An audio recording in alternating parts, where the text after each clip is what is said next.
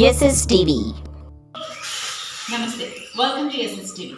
ఈరోజు మనం సామూహిక వరలక్ష్మి వ్రతాలు జరుగుతున్నాయండి మామిడిపట్నం గ్రామంలో. ఆ వ్రతాన్ని మీరందరూ ఏ విధంగా చేస్తున్నారు అనే విషయాన్ని మనం ఈ వీడియో ద్వారా తెలుసుకుందాం.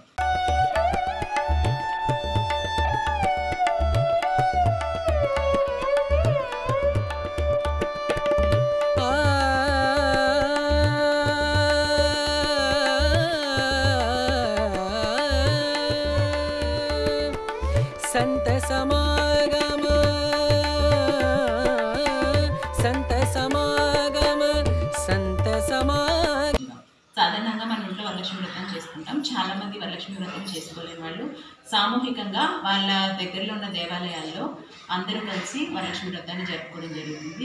కొంతమంది దాతలు ఏం చేస్తారంటే వ్రతాలు జరుపుకోలేని వాళ్ళ కోసం సామూహికంగా ఇలాగా వాళ్ళు అంతా ఖర్చు పెట్టుకొని వాళ్ళు సామూహికంగా ముత్తైదులతో వరలక్ష్మి వ్రతాలు చేస్తూ ఉంటారు. ఇక్కడ మాధవపట్నం గ్రామంలో రామాలయంలో వరలక్ష్మి వ్రతాన్ని సామూహికంగా చేస్తున్నారండి. వాళ్ళు ఏ విధంగా సామూహిక వరలక్ష్మి వ్రతాన్ని చేస్తున్నారనేది ఈ వీడియోలో చూద్దాం. వ్రతానికి ఏర్పాట్లను చేస్తున్నారండి. పంతులు గారు వచ్చిన తర్వాత మనకి వ్రతంని జరిపించడం జరుగుతుంది. ఈలోపు ఈ ఆలయానికి కొంతమంది సేవ చేస్తున్నారు ఎప్పటి నుంచో. వాళ్ళని ఈ ఆలయం ఎప్పుడు స్థాపించబడింది, వ్రతాలు ఎప్పటి నుంచి చేస్తున్నారు అనేది అడిగి తెలుసుకుందాం. ఈ ఆలయం స్థాపించి ఎన్ని సంవత్సరాలు అయింది? 20 సంవత్సరాలు. ఓకే, 20 సంవత్సరాలు ఇలా సామూహికంగా ఇంకేమైనా చేస్తున్నారా? అంటే 20 సంవత్సరాలు ఫస్ట్ లో కొంచెం ఊరు డెవలప్మెంట్ కాలేదు. ఈ 15 ఏళ్ళు బాగా డెవలప్మెంట్ అయింది.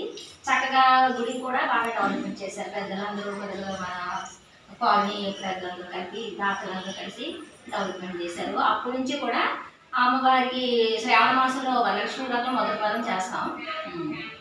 సామూహికంగా కుంకుమ పూజ చేస్తూ ఉంటాం. అలాగే శ్రీరామకి అమ్మవారికి 3వ రోజు కుంకుమ పూజలు, అలాగే గణపతికి 5వ రోజుని భజనలు కార్యక్రమాలు, అలాగే పౌర్ణమి రోజుని స్వామివారికి చంద్రుడికి హారతి, సాయంకాలం కుంకుమార్చన చేసి హారతి అవి ఇస్తాం.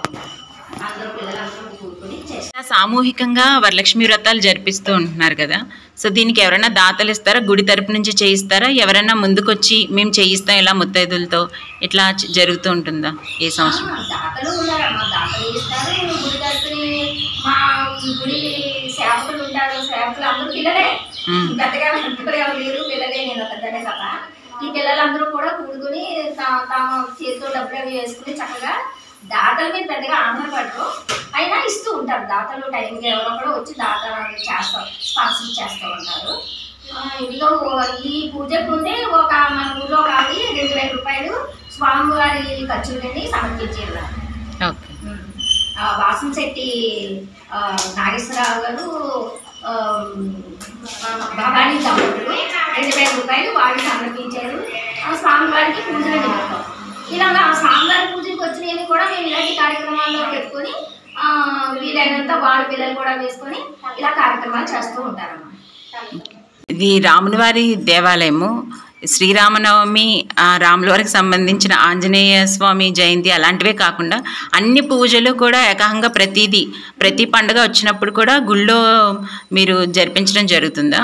ఏదో కార్యక్రమం అస్తమానం జరుగుతూనే ఉంటుంది.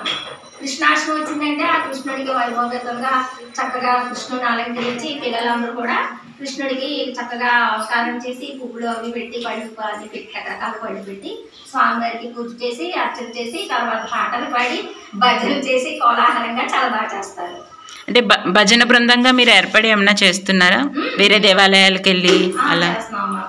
పిల్లల అవకాశాలు పెట్టి మళ్ళీ దీపవర్ణని, తర్వాత హనుమాన్ చాలీసా, లలితా సహస్రనామాలు ఇలాగా చేస్తూ ఎవరైనా ఇంట్లో ముత్తైదులు ఇంట్లో పూజలు పెట్టుకుంటే వెళ్ళి అక్కడ పారాయణం చేస్తూ ఉంటాము. ఇక పూజకి ఏర్పాట్లను చేసుకోవడం జరుగుతుంది. ఇక్కడ సామూహికంగా జరుపుకుంటున్నాం కాబట్టి ప్రతి ఒక్కరూ ఎవరి కలశాన్ని వాళ్ళు పెట్టుకొని పూజ చేసుకుంటారు. అలాగే ఇప్పుడు అమ్మవారి దగ్గర కలశం పెట్టడానికి తయారు చేస్తున్నారనమాట. వరలక్ష్మి అమ్మవారి పటాన్ని నుంచి ఆ పటాన్ని పెట్టడానికి ఆ పీటను కూడా తయారు చేస్తున్నారు.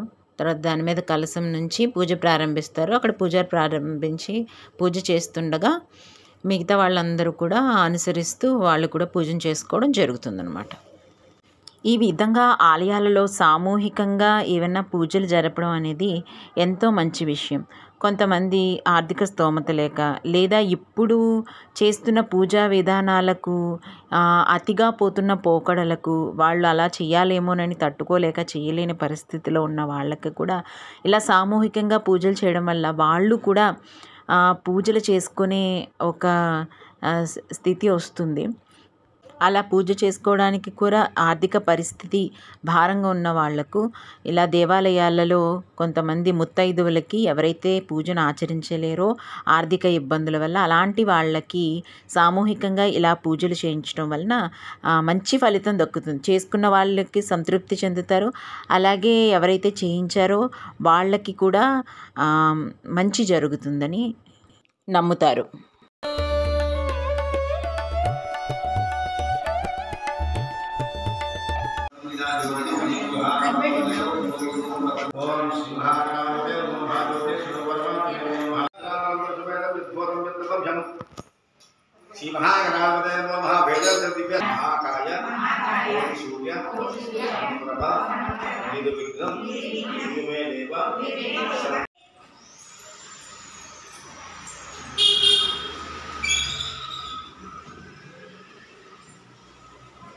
చూసారు కదండి, మాధవపట్నం గ్రామంలోని వైఎస్ఆర్ కాలనీలో శ్రీ రామాలయంలోని జరిగిన సామూహిక వరలక్ష్మి వ్రతాలని లైక్ చేయండి, షేర్ చేయండి, సబ్స్క్రైబ్ చేయండి.